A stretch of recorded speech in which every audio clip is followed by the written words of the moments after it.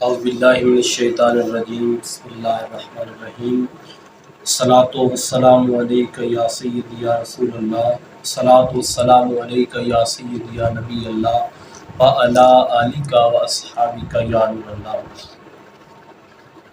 سامعین محترم، رمضان المبارک اپنے اختتامی لمحات کے اندر ہے اور آنے والا دن عید الفطر کا دن ہے۔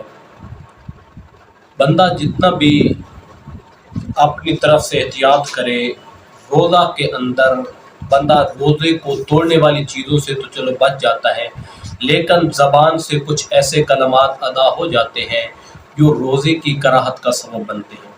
تو شریعت مصطفیٰ صلی اللہ تعالیٰ علیہ وآلہ وسلم نے اس کمی کجی کو دور کرنے کے لیے ہمیں ایک راستہ عطا فرمایا ہے کہ اگر روزے کے اندر کوئی کمی کوتاہی ہو گئی ہو تو جو بندہ عید الفطر کے دن فطرانہ ادا کرتا ہے اس کے ساتھ اللہ ان تمام کمیوں کو پورا فرما دیتا ہے، اور جب تک اس فطرانہ کو ادا نہیں کرتا تو روزے زمین و آسمان کے درمیان معلق رہتے ہیں۔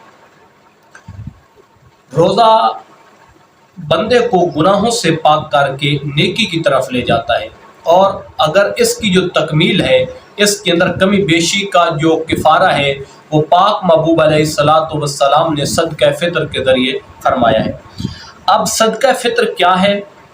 صدقہ فطر جو بندہ عید الفطر کے دن یہ بندے کے اوپر واجب ہوتا ہے، یکم شوال طلوع صبح صادق کے وقت جو صدقہ فطر ہے یہ بندے کے ذمہ واجب ہو جاتا ہے۔ اب اس کا حکم کیا ہے؟ صدقہ فطر کا حکم یہ ہے کہ یہ واجب ہے، کیونکہ بعض چیزیں فرض ہوتی ہیں، بعض سنت، بعض واجب۔ صدقہ فطر جو ہے یہ واجب ہے، اور واجب کا تارک کا حکم یہ ہے کہ وہ گناہ گار ہوتا ہے۔ اب صدقہ فطر کی مقدار کتنی ہے؟ صدقہ فطر کی مقدار نصف سا گندم ہے، جو تقریباً 2.25 کلو گرام تک اس کا وزن بنتا ہے، اور اس کی قیمت تقریباً 250 روپے بنتی ہے۔ قبلہ مفتی منیب الرحمان صاحب نے 320 روپے کا اعلان فرمایا ہے، لیکن اگر کوئی بندہ یعنی کہ متوسط ہے تو 250 روپیہ بھی دے تو اس کا صدقہ فطر جو ہے وہ ادا ہو جائے گا۔ لیکن جو صاحب ثروت لوگ ہیں ان کے لیے بہتر یہ ہے کہ وہ کشمش کی 1 سا یا کھجوروں کے 1 سا کے حساب سے جو ہے وہ اپنا صدقہ فطر ادا کریں، تاکہ ان کے لیے بھی زیادہ ثواب ہو اور غرباء جو ہیں وہ اس سے زیادہ مستفید ہو سکیں۔ اور اس کا جو حکم ہے کہ اگر تو غلے کا بحران ہو، گندم کا بحران ہو تو گندم دی جائے، ورنہ اس کی قیمت دی جائے۔ اگر گندم دے گے ادا ہو جائے گا، لیکن جو بہتر ہے وہ یہ ہے کہ اس کی قیمت ادا کی جائے، تاکہ جو فقیر ہے وہ فقیر اس مال کے ذریعے جو اس کو رقم مل رہی ہے اپنی ضرورت کی کوئی چیز خرید سکے۔ اب یہ اس کی مقدار ہو گئی۔ اب صدقہ فطر واجب کس بندے کے اوپر ہے؟ صدقہ فطر یہ آزاد مسلمان اور صاحب نصاب کے اوپر یہ صدقہ فطر واجب ہے۔ اگر کوئی بندہ صاحب نصاب نہیں، جس کے پاس 52.5 تولے چاندی یا اس کی قیمت کے برابر اس کی ضروریات اصلیہ سے زائد سامان یا رقم یا سونا چاندی موجود ہو تو اس بندے کے اوپر صدقہ فطر واجب ہے، وہ صاحب نصاب ہوتا ہے، اور صاحب نصاب کے اوپر یہ صدقہ فطر واجب ہے۔ اب یہ واجب کب ہوتا ہے؟ یکم شوال طلوع صبح صادق کے وقت یہ جو ہے صدقہ فطر واجب ہو جاتا ہے بندے کے ذمے، لیکن اس کو عید سے پہلے دے دینا یہ افضل ہے۔ اگر کوئی عید سے مؤخر کرتا ہے، یعنی عید پہ جانے سے پہلے وہ ادا نہیں کرتا عید، تو یہ ادا نہ کرنا اس کے ذمے سے واجب کو ساقط کرنے والا نہیں ہوگا، بلکہ اس کے ذمے باقی رہے گا اور تاخیر کی وجہ سے بھی گناہ ہوگا۔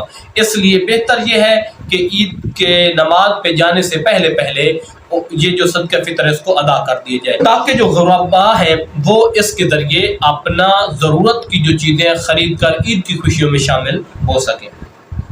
اب کس کو دینا، یہ جو صدقہ فطر ہے کس کو دیا جائے؟ صدقہ فطر جو بندہ غریب، یتیم، جو صاحب نصاب نہیں ہے، آپ اس کو صدقہ فطر دے سکتے ہیں، اور جو صاحب نصاب نہیں، غریب ہے، جس کے پاس ضروریات زندگی کی چیزیں نہیں ہیں، وہ بندہ صدقہ فطر لے سکتا ہے۔ اچھا، کیا ایک بندے کا صدقہ فطر 2 یا 3 فقیروں کو دیا جا سکتا ہے؟ تو ایسا کرنا مکروہ تنزیہی ہے، یعنی ایک بندے کا 250 روپے صدقہ فطر بنتا ہے، 2 بندوں کو 250 تقسیم کر کے دے دینا، ایک کو 150، ایک کو 100 دے دینا، یہ مکروہ تنزیہی، کیونکہ اس سے کسی کے بعد اتنا خاص فائدہ نہیں ہو سکتا۔ ہاں، اگر زائد لوگوں کا صدقہ فطر ایک بندے کو دینا درست ہے، تاکہ اس کا فائدہ ہو اور وہ اپنی ضرورت کی اشیاء خرید کر عید کی خوشیوں کے اندر شامل ہو سکے۔ یہ وہ چند گزارشات تھیں جو میں نے گوش گزار کی، اور ہر بندہ جتنا زیادہ سے زیادہ ہو سکے عید کی ان مسرت لمحات کے اوپر اپنے فوت شدگان لوگوں کے لیے بھی ایصال ثواب کی غرض سے ان غریبوں کی مدد کرے، اور ان کے گھر کے اندر راشن پہنچا کر اللہ اور اللہ کے رسول کی خوشنودی کا سبب بنے، اور اللہ اور اللہ کے رسول کی خوشنودی کے حصول کا وہ اس کے لیے ذریعہ بنے گا۔ اللہ آپ کو اور مجھے، ہم سب کو اپنے راستے کے اندر خرچ کرنے کی توفیق عطا فرمائے، قرآن و سنت کے مطابق زندگی گزارنے کی توفیق عطا فرمائے۔ وما علیہ الا البلاغ المبین۔